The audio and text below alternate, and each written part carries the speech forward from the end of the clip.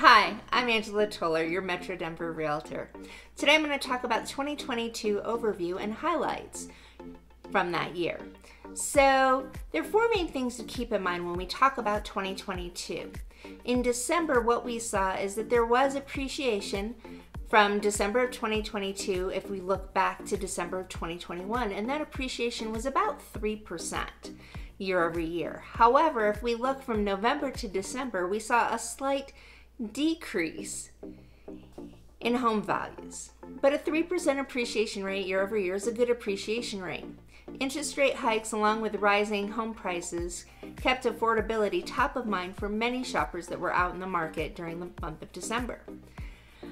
Overall, the number of new listings sellers brought to market was 33% lower in 2022 compared to the previous year. Existing homeowners may have been waiting for to list their properties since they may have already locked in a lower interest rate, creating minimal incentive for them to go out and look for new homes until interest rates are more favorable.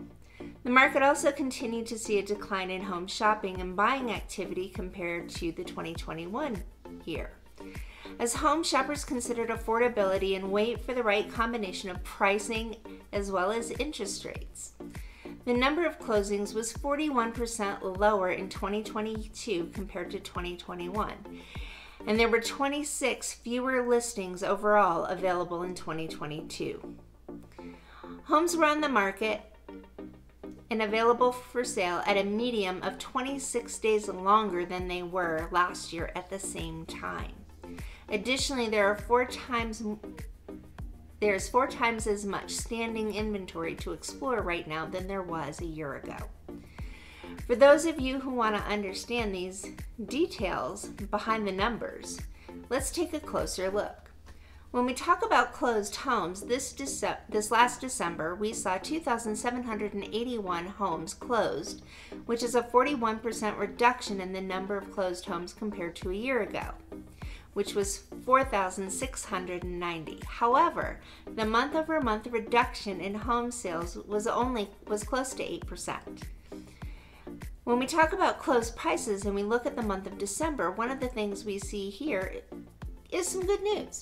The median price for closings in December of 2022 was $554,950.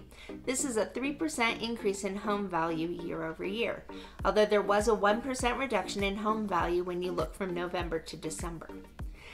Next thing we want to look at is the number of days on the MLS.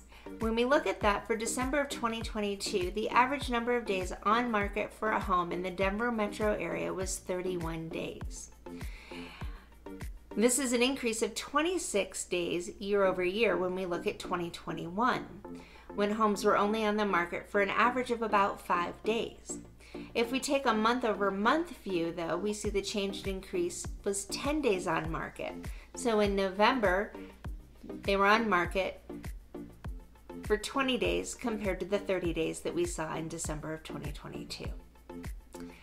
The next thing we look at is new listings. We also saw a 33% decrease in the number of new listings during the month of December for 2022. Compared to last December, this is a big change. The number of in 2022, there were only 1,739 homes available for sale, compared to December of 2021, in which there were 2,602 homes offered for sale.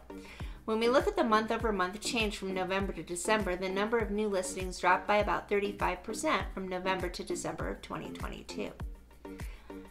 Now, the last number that we look at when we look at listings is the number of pending listings on market. The number of pending listings or homes under contract for December dropped 26% year over year from 3,140 in 2021 to 2,335 in December of 2022.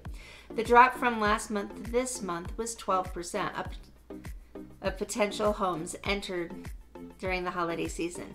And this is a seasonal variation that we see where you have fewer listings during the month of December than you do during the month of November.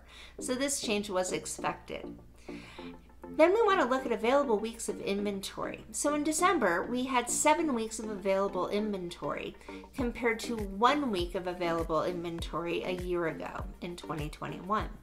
This improvement in number of weeks on market means that buyers had more time to shop and actually had a little more negotiating power when going into submitting a contract. So while it's still a buyer-centered market, it actually is it's still a seller-centric market.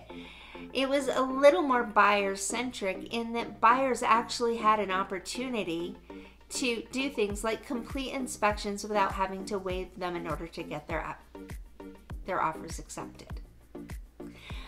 I hope you enjoyed this update, and I hope to see you again for next month's update. Have